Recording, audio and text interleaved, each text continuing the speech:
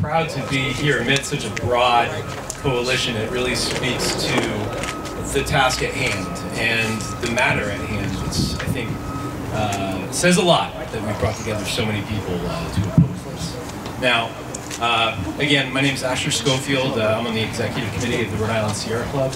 I'm also a small business owner in Providence. I have been for 14 years.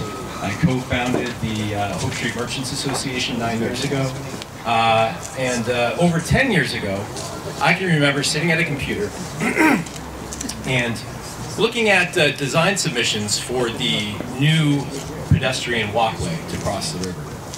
And it was exciting. There was a lot of great designs. There was the promise of public land, public usage, and open space. And it was a transparent process. We got to evaluate them, vote on them, and ultimately decide on one. This was over 10 years ago. Now, we're facing a situation where the current ownership is proposing using the space that the bridge would feed into, and we have 2 months to get on board or else.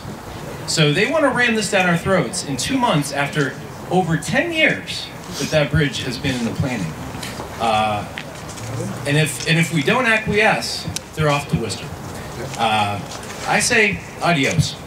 We'll find somebody else to move into McCoy. We'll find another team to love. We'll find another team to root for. That's a team I can't root for. Now, if you come off of that pedestrian bridge that I mentioned, you'll be walking into the ass end of this stadium with no public space to go. The Rhode Island Sierra Club supports public space, open space, and sustainable land use. This is not that. This is private land use. Publicly funded private land use. The Paw Sox play 72 home games a year. I'm not the best at math, but that leaves 293 days left through the course of the year where that stadium will be locked to the public. There's no playing frisbee there. There's no playing soccer. There's no flying a kite. There's no having a picnic. You're shut out. The only time the public can gain access is if you buy a ticket and help finance and line the pockets of the current ownership. This is a bad deal for everybody. I often go to Providence as a tourist myself. Everybody but Skeffington, Luciano. Indeed. I bring my family there, and we enjoy the public areas there. We go to Kennedy Plaza, play on the boat. We go to Grant's Block and run around. My kids love it. Open spaces define the character of a city. Public spaces give it the character that it has going forward for years and years and years. When you take that away, you lose the character. Now,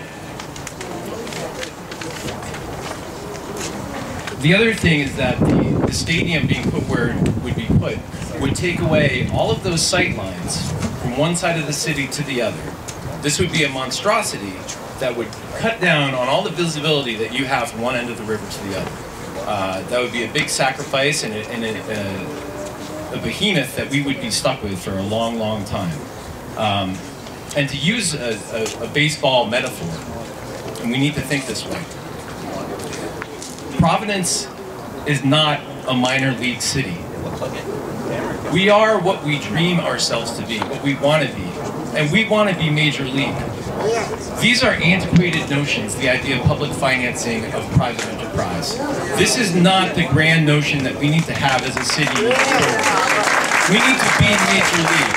These minor league aspirations are beneath us. Let them be back in McCoy, or let them be in Worcester.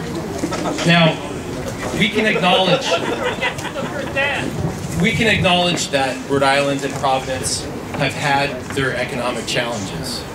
And while there may be some appeal to some folks about the stadium, I don't see the good economics here.